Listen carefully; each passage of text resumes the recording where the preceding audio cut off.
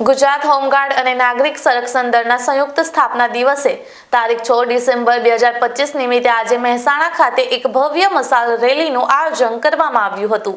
જિલ્લા કલેક્ટર કચેરીથી અધિક collector CA લીલી ઝંડી આપીને મશાલ રેલીનું પ્રસ્થાન કરાવ્યું હતું। આશરે 1 કિલોમીટર લાંબી આ રેલીનું મહેસાણાના મુખ્ય માર્ગો પર ફરીને પરત કલેક્ટર કચેરી કમ્પાઉન્ડરમાં સમાપ્ત થઈ હતી, જેમાં દળના તમામ જવાનો અને અધિકારીઓ ઉત્સાહભર જોડાયા હતા। ઉલ્લેખનીય છે કે ગુજરાતનું ગૃહ રક્ષક દળ ભારતના સૌથી જૂના દળોમાંનું એક છે, જેની સ્થાપના પ્રોવિન્શિયલ બોમ્બે સ્ટેટમાં 6 ડિસેમ્બર 1946ના રોજ કરવામાં આવી।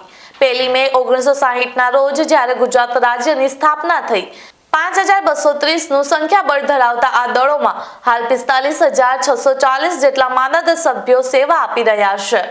ગૃહ રક્ષક દળ રાજ્યમાં કાયદો અને વ્યવસ્થા જાળવવામાં તેમજ માનવ સર્જિત કે કુદરતી આફતો દરમિયાન પોતાના જીવની પરવા કર્યા વિના નાગરિકોના જાનમાલની રક્ષા કરીને સંકટ મોચક તરીકે મહત્વની ભૂમિકા ભજવી રહ્યું છે।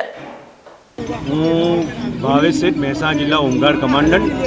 દર વર્ષે 6 ડિસેમ્બરના દિવસે હોમગાર્ડનો સ્થાપના દિવસ ઉજવવામાં આવે છે। તે નિમિત્તે લગભગ 1લી તારીખથી લઈ 6મી તારીખ સુધી દરેક જિલ્લાઓમાં જિલ્લા કક્ષા હોય અને એના નીચે યુનિટ કક્ષા હોય, અલગ અલગ વિવિધ પ્રકારના પ્રોગ્રામો થતા હોય છે, જેના ભાગરૂપે આજે મહેસાણા જિલ્લા ખાતે જિલ્લાના દરેક હોમગાર્ડના યુનિટમાંથી સભ્યોને બોલાવીને એક મશાલ રેલીનું આયોજન કરેલ છે।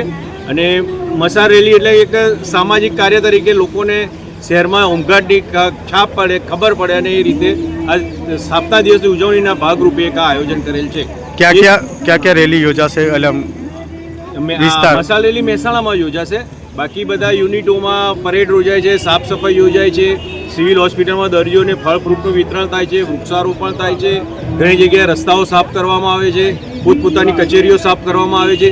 એ રીતે એક આખો સરકારી લેવલથી એક ગૃહ ખાતામાંથી સર્ક્યુલર આવે છે, એ પ્રમાણે દરેક યુનિટ કચેરીમાં આ પ્રમાણના પ્રોગ્રામ કરવામાં આવે છે। મશાલ રેલીનું આયોજન જિલ્લા ખાતે કરવામાં આવે છે। એના ભાગરૂપે આજે અમે મહેસાણા ખાતે કર્યું છે। એ સિવાય બી ગુજરાતના ઘણા બધા વિસ્તારોમાં આજે આ ટાઈમે મશાલ રેલી થઈ રહી છે।